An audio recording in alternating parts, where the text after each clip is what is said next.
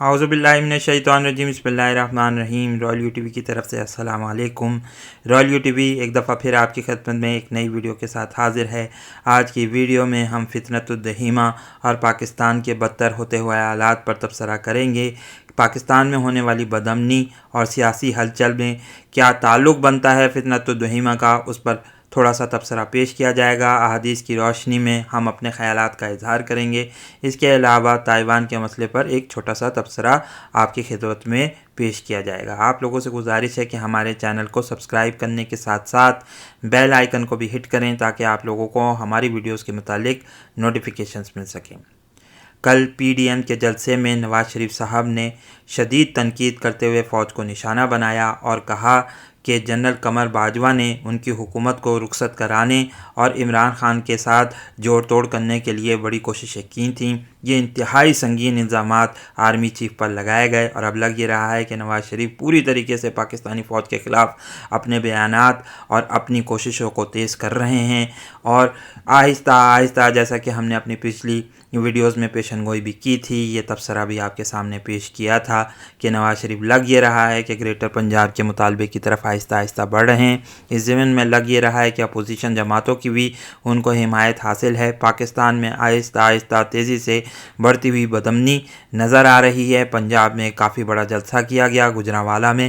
جہاں اپوزیشن کی جماعتیں تو شامل تھیں، لیکن لگ یہ رہا تھا کہ تمام کے تمام شو پر نواز شریف چھائے ہوئے تھے اور شدید انداز میں انہوں نے تنقید کی کہ کھاد، بجلی، سونے، راشن اور ادویہ کے بڑھتے ہوئے علاج اور بڑھتی ہوئی مہنگائی پر بھی انہوں نے حکومت کو نشانہ بنایا۔ ایک دفعہ پھر انہوں نے شیخ مجیب الرحمن کا نام لے کر کہا کہ وہ غدار نہیں تھے، لیکن ان کو غدار قرار دے دیا گیا۔ ایک بڑی اہم اشارہ اس طرف انہوں نے کیا، اور محسوس یہ ہو رہا ہے کہ نواز شریف اس وقت ان ملک دشمن قوتوں کے ساتھ مل چکے ہیں جو چاہتی ہیں کہ پاکستان کو نقصان پہنچایا جائے۔ پاکستان کی خرابی کا جو منصوبے ان کے ذہنوں میں ہیں، اس کو آگے بڑھ کر عملی جامہ پہنایا جا سکے۔ ادھر حکومت بھی کسی سے کم نہیں ہے، وہ اس وقت شدید تنقید کر رہی ہے اپوزیشن پارٹیوں پر۔ وزیر اعظم صاحب نے کہا کہ نواز شریف کی تقریر کے بعد آپ کو ایک نئے عمران خان نظر آئیں گے، اور عمران خان لگ یہ رہا ہے کہ اب پھر دوبارہ کنٹینر پر چڑھنے والے ہیں، اور اسی طریقے سے وہ نواز شریف کے خلاف بھی تقریریں کریں گے۔ یقینی طور پر محسوس یہ ہو رہا ہے کہ ملک کے حالات بدامنی کی طرف جا رہے ہیں۔ ایک ایسی سیاسی ہلچل نظر آ رہی ہے، کچھ ایسا میدان ہمیں سجتا ہوا نظر آ رہا ہے جو کسی طور پر بھی ملک کے لیے اس وقت مفید نہیں ہے، کیونکہ ملک پہلے ہی بلوچستان کے حوالے سے دیکھا جائے یا وزیرستان کے حوالے سے دیکھا جائے بدامنی کا شکار ہے۔ وہاں ہماری فورسز کو نشانہ بنایا جا رہا ہے، لوگوں کو مارا جا رہا ہے، اور محسوس یہ ہوتا ہے کہ پاکستان کے اوپر ایک شدید وقت، ایک نازک وقت کھڑا ہے۔ شیعہ سنی منافرت کے حوالے سے بھی اگر دیکھا جائے تو اس وقت وہ قوتیں جو پاکستان دشمن ہیں وہ کوششیں کر رہی ہیں کہ دونوں فرقوں کے درمیان کشیدگی پیدا کی جائے، منافرت پیدا کی جائے اور دونوں فرقوں کو لڑایا جائے تاکہ پاکستان میں حالات جو ہیں مزید بگاڑ کی طرف جائیں۔ ادھر کورونا وائرس کی وجہ سے بھی ہم یہ بات محسوس کر سکتے ہیں کہ ہمارے ملک میں مہنگائی میں اضافہ ہو رہا ہے، اور دیگر اس کی وجوہات بھی ہیں۔ اگر ہم تھوڑا سا ماضی میں جا کر دیکھیں تو حکومت میں شامل کچھ لوگ بھی چاہتے ہیں کہ ملک میں اس طریقے سے بدامنی پھیلے۔ کچھ وزراء کی بھی یہ کوشش ہے۔ انہوں نے ہمیشہ ایک نواز شریف صاحب کو ایک پنجابی وزیر اعظم کے طور پر اس حکومت کے سامنے پیش کیا ہے، جو کہ ایک پریولیج کلاس کہلائی جاتی ہے ہماری حکومت، ہماری پاکستان میں۔ بدقسمتی سے انہوں نے کوشش کر کے ان کو جیل سے نکالا اور ملک سے باہر بھیج دیا، لندن بھیج دیا، جو کہ ایک سراسر غلط فیصلہ تھا، کیونکہ اگر دیکھا جائے تو اس حوالے سے تجزیہ کیا جائے، حالات کو بغور پرکھا جائے تو محسوس یہ ہوتا ہے کہ نواز شریف چاہتے یہی تھے کہ ملک سے جلد باہر نکلیں اور پھر وہ فوج کو نشانہ بنا سکیں۔ اگر ان حوالوں سے کوشش کر کے پاناما کیس میں جو سپریم کورٹ نے جو فیصلہ دیا تھا اس کے والیوم 10 کو کھولا جائے اور دیکھا جائے اس میں نواز شریف کی غداری کے متعلق وہ کون سی دستاویزات موجود ہیں جس کی وجہ سے نواز شریف پر ایک غداری کا مقدمہ چلایا جا سکتا ہے۔ جب الطاف حسین پر غداری کا مقدمہ چلایا جا سکتا ہے تو نواز شریف پر بھی چلایا جا سکتا ہے، کیونکہ किसी भी सूरत अगर हम किसी भी प्रिविलेज क्लास को किसी के पंजाबी होने के नाते से उसको कोई मराहत देंगे तो यकीनी तौर पर ऐसी ही सूरत हाल हमारे सामने आएगी जो इस वक्त नवाज शरीफ मुल्क को दो चार कर रहे हैं। अब बात अगर की जाए तो इस ज़मीन में ग्रेटर पंजाब का मुतालबा एक दफ़ा फिर हमारे जहनों में गूंजता है, जो आहिस्ता आहिस्ता लग रहा है कि नवाज शरीफ उसकी तरफ कोशिशें कर रहे हैं। गो कि उन्होंने अभी हतमी ऐलान नहीं किया है, वो खुलकर सामने नहीं आए, लेकिन आहिस्ता आहिस्ता हम ये महसूस कर रहे हैं कि नवाज शरीफ साहब शायद उसी तरफ जाते हुए नज़र आ रहे हैं। अगर देखा जाए तो शेख रशीद साहब की आज की प्रेस कॉन्फ्रेंस में उन्होंने ये हिंट दिया है कि नून लीग को बैन किया जा सकता है, नून लीग पर पाबंदी लगाई जा सकती है। चौधरी परवेज़ इलाही साहब ने भी कुछ इसी तरफ बात कही कि मुझे उनको बड़ी हैरत हुई कि नवाज शरीफ साहब ने आर्मी चीफ के ख़िलाफ़ बयान दिया, क्योंकि किसी भी तौर पर यह बात सही नहीं है कि आप मुल्क के हाज़िर सर्विस इदारों के सरबराहों को इस तरीके से निशाना बनाएं। ये अच्छी बात नहीं है, क्योंकि सियासतदान सियासत करें बेशक करें, लेकिन मुल्की इदारों को उनको तनकीद का निशाना बनाने का कोई हक़ नहीं है। क्योंकि अगर ऐसा कुछ हुआ भी है तो उसको जिद्दोजहद करके उनको अपनी कोशिश से करना चाहिए कि वो इस लिहाज से कोशिश करें कि सियासी तौर पर इक़्तिदार को हासिल करने की कोशिश करें। नए इलेक्शन का मुतालबा भी किया जा सकता है और दीगर दूसरी राहें भी हैं, लेकिन अब नवाज शरीफ साहब खुलकर खेल रहे हैं और महसूस ये हो रहा है कि शायद वो मुल्क के जो इमरानी मुआहदे से मुतमईन नहीं हैं और चाहते हैं कि पंजाब को लेकर अलहदा हो जाएं। अगर इस ज़मीन में देखा जाए सन 2017 में सदर जरदारी साहब ने, जो ज़माने में सदर भी थे, इल्ज़ाम लगाया था कि नवाज शरीफ साहब बुनियादी तौर पर ग्रेटर पंजाब के क़याम की कोशिशें कर रहे थे और उनकी पूरी तरीके से कोशिश थी, क्योंकि उनकी बड़ी इन्वेस्टमेंट इंडिया के पंजाब में भी लगी हुई है। अगर इस हवाले से बात की जाए तो पंजाब के बहुत से दानिशवरीन ये बात कहते हैं कि तकसीम पंजाब का जो 1947 में हुई उसका नुकसान पंजाबियों को बहुत ज़्यादा उठाना पड़ा, क्योंकि उसके बाद इंडिया में जो मशरक़ी पंजाब रह गया था उसके भी सन 1966 में 3 हिस्से कर दिए गए। उसमें से हरियाणा, हिमाचल प्रदेश और पंजाब को निकाला गया था, जिसकी वजह से काफ़ी ज़्यादा प्रॉब्लम हुई। चंडीगढ़ को भी इंडियन पंजाब का हिस्सा बना दिया गया था। तो ये बहरहाल सूरत हाल हमारे सामने है। तो जो पंजाबी हुक्मरान हैं वो इस तरीके से ये बात कर रहे हैं। अब देखना यह है कि ये मुतालबा किस तरफ जाता है। अगर इस ज़मीन में देखा जाए तो फितनत दहीमा वाली हदीस रसूलुल्लाह सल्लल्लाहु अलैहि वसल्लम की वो काफ़ी ज़्यादा जो इम्पॉर्टेंट हो जाती है। आइए उसको पढ़ते हैं, देखते हैं कि क्या लिखते हैं उसमें रसूलुल्लाह सल्लल्लाहु अलैहि वसल्लम ने क्या फ़रमाया है। फिर हम हरज के मुतालिक भी आपके सामने एक हदीस पेश करेंगे और पाकिस्तान के हालात से उसको जोड़ने की कोशिश करेंगे। मिशकात शरीफ वॉल्यूम 3 हदीस नंबर 5168। हज़रत अब्दुल्ला बिन उमर कहते हैं कि हम नबी सल्लल्लाहु अलैहि वसल्लम के पास बैठे हुए थे। आपने फ़ितनों का ज़िक्र किया और बहुत ज़्यादा करीब ज़िक्र किया, यहाँ तक कि एहलास के फ़ितने का बयान किया, यानी इस फितने का जो अरसा दराज तक कायम रहेगा। एक शख्स ने कहा, एहलास का फितना क्या है, यानी इसकी कैफियत क्या है? आपने फरमाया वो भागना है, यानी लोग एक दूसरे के खौफ से भाग निकलेंगे और ज़बरदस्ती माल का छीन लेना, और फिर सिरा का फितना होगा, यानी खुशहाली, इसराफ, ऐशो इशरत का फितना। इस फितने की तारीखी एक शख्स के कदमों के नीचे से निकलेगी जो मेरे अहले बैत में से होगा। अब अगर बात की जाए एहलास के फितने की, फिर उसके बाद जो बात की गई वो सिरा का फितना होगा। इन दो फितनों की बात की गई। अगर देखा जाए तो रसूलुल्लाह सल्लल्लाहु अलैहि वसल्लम की वफ़ात के बाद इहलास का फितने का आगाज़ हो गया था, जिसमें मलूकियत हमें मिलती है, जहाँ पर हुक्मरान ऐसे बादशाहत की सूरत में मुसलमानों पर मुसल्लत हो गए थे जो मुसलमानों को कत्ल करते, उनका माल छीन लेते, और जिसकी वजह से लोग जो हैं वो घबरा कर भाग निकले थे मुख्तलिफ़ जगहों पर। इसी वजह से हज़रत इमाम हुसैन रज़ी अल्लाह ताला अन्हु ने भी मदीना से हिजरत की, और रसूलुल्लाह सल्लल्लाहु अलैहि वसल्लम की औलाद ने भी बाद में दीगर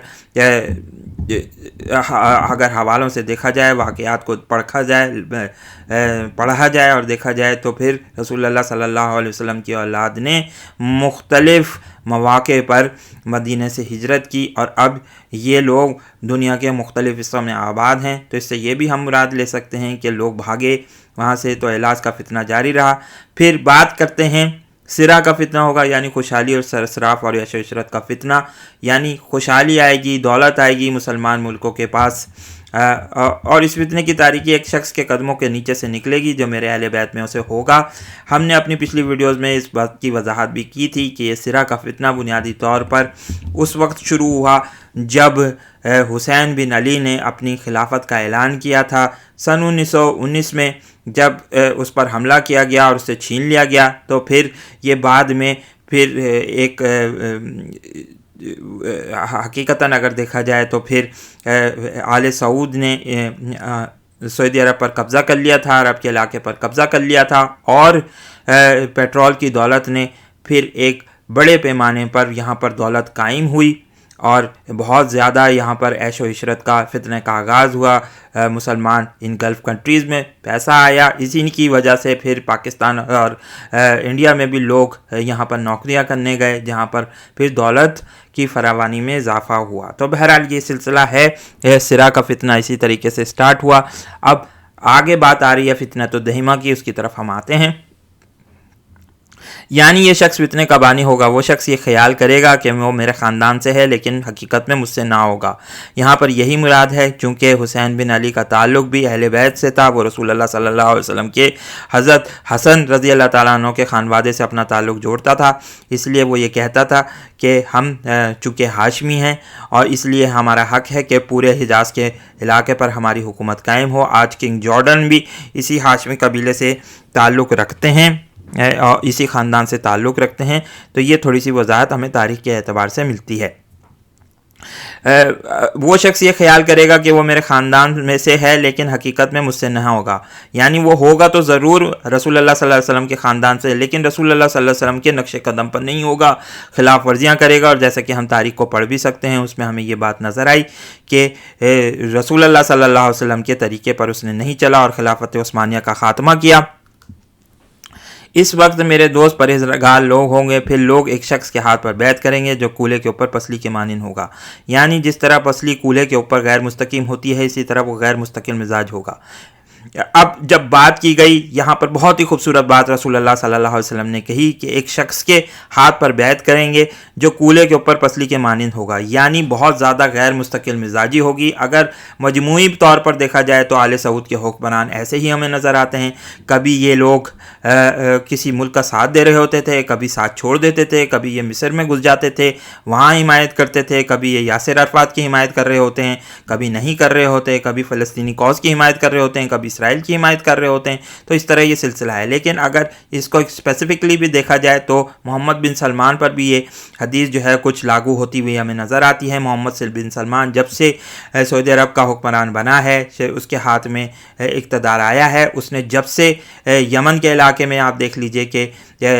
خونریزی کروائی ہے، قطر کا بلاکیٹ کیا گیا ہے، شام کے علاقے میں مسلمانوں کو دھوکہ دیا گیا، اور دیگر دوسرے علاقوں میں بھی مصر کا معاملہ بھی دیکھ لیجئے، وہاں سیسی کی حمایت کی گئی اور مرسی کو قتل کروایا گیا، اسی طریقے سے ان کی شہادت ہوئی صدر مرسی کی۔ اسی طریقے سے پھر ہمیں یہ بات بھی جمال خاشقجی کے معاملے میں بھی نظر آتی ہے جہاں پر ان کی شہادت ہوئی اور بلا وجہ لوگوں کو قتل کیا گیا، بلا وجہ لوگوں کو شہید کیا گیا، تو یہ غیر مستقل مزاجی شخص کے مزاج میں بھی نظر آتی ہے۔ تو اگر اس کو دیکھا جائے تو اس طریقے سے حساب ہے، لیکن پھر اس کے فوراً بعد رسول اللہ صلی اللہ علیہ وسلم کہتے ہیں کہ فتنۃ الدہیمہ کا آغاز ہوتا ہے۔ فتنۃ الدہیمہ اگر اس کے آثار دیکھا جائے تو سن 2011 میں جو عرب اسپرنگ نمودار ہوئی تھی اس سے ہی ہمیں محسوس ہوتا ہے کہ یہ شروع ہو گیا تھا۔ غیر یقینی کی کیفیت پورے مسلمان ملکوں میں آہستہ آہستہ پھیلنا شروع ہوئی۔ اس کا آغاز تیونس سے ہوا جہاں پر ایک چھابڑی فروش کی خودکشی کے واقعات کے بعد، خود کے آگ لگانے کے واقعات کے بعد یہ سلسلہ شروع ہوا اور پھر پورے عرب ممالک میں پھیلتا چلا گیا، جس میں مصر، لیبیا، مراکش، بحرین اور یمن اور دیگر دوسرے عرب ممالک شامل تھے۔ تو اس حوالے سے اگر دیکھا جائے تو فتنۃ الدہیمہ کا آغاز ہوا۔ اگر عرب اسپرنگ کو اس فتنۃ الدہیمہ کا آغاز سمجھا جائے تو ہم سمجھتے ہیں کوئی اتنی بڑی غلطی نہیں ہوگی۔ بہرحال واللہ عالم الصواب، اللہ تعالیٰ بہتر طور پر جانتے ہیں۔ یعنی سیاہ و تاریک فتنہ، یہ فتنہ میری امت میں سے کسی کو باقی نہ چھوڑے گا اور ہر شخص پر ایک تماچا لگائے گا، یعنی ایک شخص بھی اس کے اثر سے محفوظ نہیں رہے گا۔ اب لگ یہ رہا ہے کہ پورے مسلم ممالک میں جو بدامنی، سیاسی بے چینی کی کیفیت ہے وہ ہمیں نظر آ رہی ہے۔ پاکستان بھی اس سے محفوظ تھا، لیکن اب لگ رہا ہے کہ پاکستان بھی آہستہ آہستہ فتنۃ الدہیمہ کے حصار میں آتا چلا جا رہا ہے، اور پاکستان بھی جو ہے اس کے اثر سے اب محفوظ نہیں رہے گا۔ پھر جب کہا جائے گا کہ فتنہ ختم ہو گیا، اس کی مدت کچھ اور بڑھ جائے گی، اس کے بعد یہ فتنہ طول کھینچے گا، آدمی صبح کو مومن اٹھے گا اور شام کو کافر ہو جائے گا، کہ یہاں تک کہ آدمی 2 خیموں میں تقسیم ہو جائیں گے، یعنی 2 فرقوں میں تقسیم ہو جائیں گے۔ بہت ہی خوبصورت بات کہی گئی۔ اگر دیکھا جائے تو اس کے آثار ہمیں پہلے ہی نمودار ہوتے ہوئے نظر آ رہے ہیں۔ اس وقت 2 حصوں میں مسلمان امت تقسیم ہوتی ہوئی آپ کو نظر آتی ہے۔ اس وقت ایک طرف وہ مسلمان وہ بظاہر مسلمان ہیں اس خیمے میں جہاں پر نفاق ہی نفاق ہے، جہاں آپ دیکھ سکتے ہیں کہ وہ لوگ کسی طور پر بھی دین کو جو ہے وہ قبول کرنے پر تیار نہیں ہیں، وہ اس کو ایک مذہب کی حیثیت سے دیکھتے ہیں، وہ چاہتے ہیں کہ بس اس کا ریچول سے ہی تعلق رہے زیادہ تر، اور کسی بھی طور پر جو ہے وہ دین کی امپلیکیشنز نہ ہو سکیں۔ اور دوسرے خیمے میں اگر دیکھا جائے تو اچھے مسلمان پائے جاتے ہیں جو چاہتے ہیں کہ پاکستان میں اسلام کا نفاذ ہو، پاکستان ایک اسلامی اسٹیٹ بنے، اور پاکستان اپنے اس ریئل مطالبے کی طرف آئے جسے 1947 میں ہم نے کہا تھا کہ پاکستان کا مطلب کیا، لا الہ الا اللہ۔ تو اس زمین میں اگر دیکھا جائے تو یہ کافی حد تک رسول اللہ صلی اللہ علیہ وسلم کی حدیث فتنۃ الدہیمہ اور پاکستان کے حالات کے مطابق ہمیں صحیح ہوتی ہوئی نظر آتی ہے۔ یعنی خیمہ ایمان کا ہوگا جس میں اتفاق ہوگا، اور خیمہ نفاق کا ہوگا جس میں ایمان نہ ہوگا۔ جیسا کہ ہم نے یہ بات کہی کہ 2 لوگ جو مختلف لوگ جو ہوں گے وہ مختلف 2 کیمپوں میں تقسیم ہو جائیں گے۔ ایک میں ایمان ہوگا یعنی نیکی ہوگی، لوگ چاہیں گے کہ یہ جو بے حیائی ہے، بے فحاشی ہے، اس کو دور کیا جائے، مسلمان ملکوں میں ایک اسلامی نظام قائم کیا جائے۔ اور دوسری طرف وہ لوگ ہوں گے جو چاہتے ہیں، یوٹیوب پر بھی آپ دیکھ سکتے ہیں کہ کتنی فحاشی اور بے حیائی ہے، لیکن بہت سارے اچھے لوگ بھی ہیں جو اچھی بات کو دیکھنا چاہتے ہیں۔ جب ایسا وقوع میں آ جائے تو تم دجال کا انتظار کرو، یعنی اسی روز یا دوسرے دن۔ اگر ہم تھوڑا سا حدیث کو ہم مزید پیچھے جائیں اور کچھ حدیث پڑھیں تو ہمیں حرج کے حوالے سے بھی جو پاکستان میں اس وقت قتل عام ہو رہا ہے،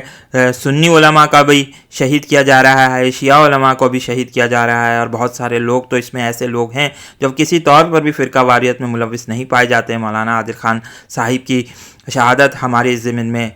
جو ہے وہ کافی مثال ہے، کیونکہ ان کا تعلق کسی بھی طرح سے کسی بھی قسم کی فرقہ واریت سے نہیں تھا۔ آئیے ہم پڑھتے ہیں ان حدیث کو تاکہ ہمیں سمجھ آ جائے کہ کیا لکھا ہے۔ حضرت ابو ہریرہ رضی اللہ تعالیٰ عنہ کہتے ہیں کہ رسول اللہ صلی اللہ علیہ وسلم نے فرمایا، میری امت کی ہلاکت قریش کے چند نوجوانوں کے ہاتھوں میں ہے۔ یعنی یزید کے بعد جو فتنہ سٹارٹ ہوا وہ آج بھی جاری ہے۔ اسی سے مراد یہ لی جا سکتی ہے کہ اس وقت شیعہ سنی منافرت کی سب سے بڑی وجہ وہ بڑھتی ہوئی یزیدیت ہے، جس پر بہت سارے لوگ مصر ہیں کہ یزید کو جنتی قرار دیا جائے۔ اگر دیکھا جائے تو رسول اللہ صلی اللہ علیہ وسلم کی حدیث میں اس سے قریش کے چند نوجوانوں کے ہاتھوں سے ہلاکت جو بات کی گئی وہ بنیادی طور پر یزید کے اور یزید کے دوستوں کے حوالے سے کی گئی تھی۔ ایک اور حدیث میں تو پن پوائنٹ کر کے کہا گیا ہے کہ میری امت کی ہلاکت قریش کے ایک نوجوان کے ہاتھ ہوگی، تو اس سے مراد یقینی طور پر ہمیں یزید کو ہی لینا جانا چاہیے، کیونکہ یزید لعنتی ہے اور پلید ہے۔ آئیے پڑھتے ہیں۔ حضرت ابو ہریرہ رضی اللہ تعالیٰ عنہ کہتے ہیں کہ رسول اللہ صلی اللہ علیہ وسلم نے فرمایا ہے، زمانے بہم قریب ہوں گے، زمانہ دنیا اور آخرت اور میں علم اٹھا لیا جائے گا اور فتنوں کا ظہور ہوگا اور بخل ڈالا جائے گا، یعنی لوگوں کے دلوں میں، اور زیادہ ہوگا حرج۔ صحابہ نے پوچھا حرج کیا ہے؟ رسول اللہ صلی اللہ علیہ وسلم نے فرمایا وہ قتل ہے، یعنی قتل کی جو مقدار ہے، حرج کی کردار ہے، وہ پوری ہوتی ہوئی ہمیں نظر آئے گی۔ اور یہ ہمیں نظر آتا ہے کہ رسول اللہ صلی اللہ علیہ وسلم نے جو پیشن گوئی کی، آج پاکستان میں وہی حالات ہمارے سامنے ہیں۔ حضرت ابو ہریرہ رضی اللہ تعالیٰ عنہ کہتے ہیں کہ رسول اللہ صلی اللہ علیہ وسلم نے فرمایا ہے، قسم ہے ذات کی جس کے ہاتھ میں میری جان ہے، دنیا اس وقت تک فنا نہ ہوگی جب تک لوگوں پر ایسا دن نہ آ جائے جس میں قاتل کو یہ معلوم نہ ہوگا کہ اس نے مقتول کو کیوں قتل کیا، اور نہ مقتول کو یہ معلوم ہوگا کہ اس کو کیوں مارا گیا۔ صحابہ رضوان اللہ علیہم اجمعین نے پوچھا کیوں کر ہوگا؟ فرمایا حرج، یعنی فتنہ، قاتل اور مقتول دونوں جنت میں دوزخ میں جائیں گے۔ تو بہرحال یہ بات کی گئی، یہاں پر یہ حدیث آپ صحیح مسلم میں پڑھ سکتے ہیں۔ اب آئیے بات کرتے ہیں تھوڑی سی تائیوان کے مسئلے پر، کیونکہ تائیوان کا مسئلہ انتہائی بگڑتا چلا جا رہا ہے، اس لیے تھوڑی سی بات کی جائے گی اور پھر ہم اس ویڈیو کو وائنڈ اپ کریں گے۔ اس وقت تائیوان نیوز نے یہ خبر دی ہے کہ ایک میجر جنرل نے جو کہ تائیوان کی فوج میں رہ چکے ہیں، ریٹائر ہو چکے ہیں، انہوں نے یہ بات کہی ہے کہ تائیوان کی فوجیں کسی طور پر بھی PLA کی فوجوں کا مقابلہ نہیں کر سکتی، چینی فوجوں کا مقابلہ نہیں کر سکتی۔ کوشش ان کی یہ ہونی چاہیے کہ پورکیوپائن اسٹریٹجی اختیار کی جائے۔ اگر ہم پورکیوپائن کو دیکھیں، اس کی تصویر دیکھیں تو ہمیں یہ نظر آتا ہے کہ وہ ایک ایسا جانور ہوتا ہے جس کے کمر پر کافی زیادہ سینگ ہوتے ہیں، اور یہ بنیادی طور پر جب بھی اپنے حفاظت کر رہا ہوتا ہے کسی بھی چیز سے، یعنی کوئی بھی چیز اس کو کھانے آتی ہے تو یہ چھپ کر اپنے سینگوں کو کھڑا کر لیتا ہے۔ اس کو پورکیوپائن اسٹریٹجی کا نام دیا گیا ہے۔ رابرٹ اوبرائن جو کہ نیشنل سیکیورٹی ایڈوائزر ہیں وائٹ ہاؤس میں، انہوں نے یہ بات کہی تھی۔ اب انہوں نے ایک اور بھی بیان دیا ہے رابرٹ اوبرائن نے کہ تائیوان اسٹریٹ جو ہے وہ بہت وائڈ ہے، یہاں پر بہت کم بیچز ایسے ہیں جہاں ایمفیبیس لینڈنگز ہو سکتی ہیں، تو اس لیے جو ان کی ایکسیسیبلٹی ہے، یعنی ادھر جو رسائی ہے وہ بہت ہی کم ہے۔ اسی لیے اگر دیکھا جائے تو چائنیز فوجوں کے یہاں پر ایمفیبیس لینڈنگز کے چانسز کم ہیں اور ان کو بڑی مشکلات پیش آئیں گی۔ یہی وجہ ہے کہ امریکہ یہ توقع رکھتا ہے کہ تائیوان اپنا دفاع اچھی طور پر کر پائے گا۔ اگر محسوس کیا جائے تو ان باتوں میں یہ بات صاف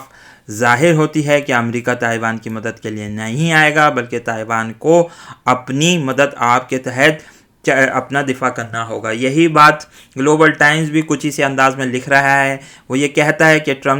صدر ٹرمپ کے زمانے میں بنیادی طور پر تائیوان اور امریکہ کے درمیان جو تعلقات تھے وہ اپنے تاریخ کے عروج پر پہنچ چکے ہیں۔ یہی وجہ ہے کہ اس وقت تائیوانی عوام جو ہیں وہ ایشیا پیسیفک میں واحد ملک ہیں، جو واحد عوام ہیں جو اس وقت صدر ٹرمپ کی حمایت کر رہے ہیں۔ باقی تمام کے تمام ممالک اور عوام جو ہیں وہ صدر ٹرمپ کی حمایت نہیں کرتے بلکہ جو بائیڈن کی حمایت کرتے ہیں۔ اگر دیکھا جائے تو امریکہ نے اس وقت کانگریس میں ایک بل پاس کرنے کے لیے رکھا ہے جس کی تحت تائیوان کو بڑے پیمانے پر جو ہیں وہ راکٹس فروخت کیے جائیں گے۔ یہ اسالٹ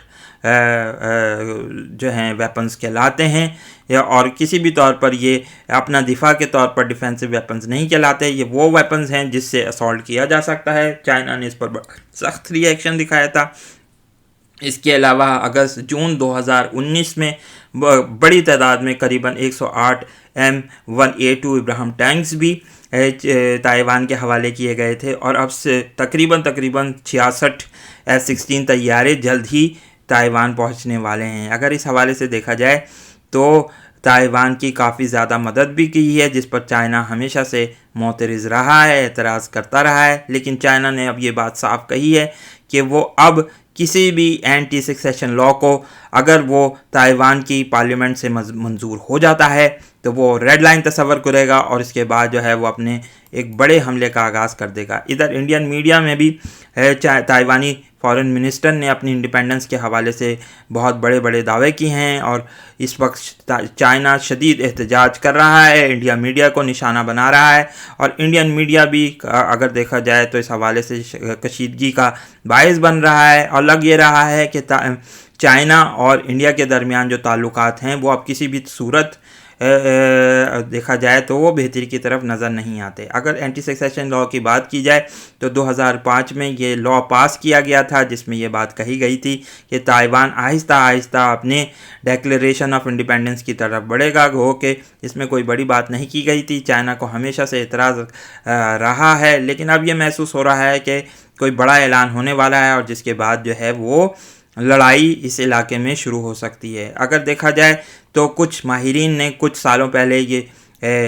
بات کہی تھی کہ چائنا آہستہ آہستہ کنٹرول حاصل کرے گا تائیوان کے سمندروں پر اور تائیوان کی فضائی حدود پر۔ تو تھوڑے عرصے پہلے جیسا کہ ہم نے یہ بات بتائی آپ کو، ابھی یہ خبر اپنی پچھلی ویڈیو میں آپ کے ساتھ شیئر بھی کری تھی کہ ایک تائیوان سے جو جہاز اڑا تھا اس کو ہانگ کانگ کی طرف سے جانے نہیں دیا گیا تھا، بلکہ آہستہ آہستہ اب لگ یہ رہا ہے کہ جو ہے تائیوان کی فضائی حدود پر چائنا کے طیارے پرواز کر رہے ہیں اور وہ کنٹرول حاصل کر رہے ہیں، اور پھر جو ہے اب مجھے محسوس ہوتا ہے کہ قریباً جو تائیوان پر حملے کی راہ ہے وہ ہموار ہوتی چلی گئی ہے۔ تو دیکھتے ہیں سچویشن کافی ٹینس نظر آ رہی ہے، کیا ہونے جا رہا ہے کچھ ہی عرصے میں ہمارے وہ سامنے ہوگا۔ اس ویڈیو کو لائک کیجئے، شیئر کیجئے، دوستوں کے ساتھ ڈسکس کیجئے۔ بہت بہت شکریہ، السلام علیکم اور اللہ حافظ۔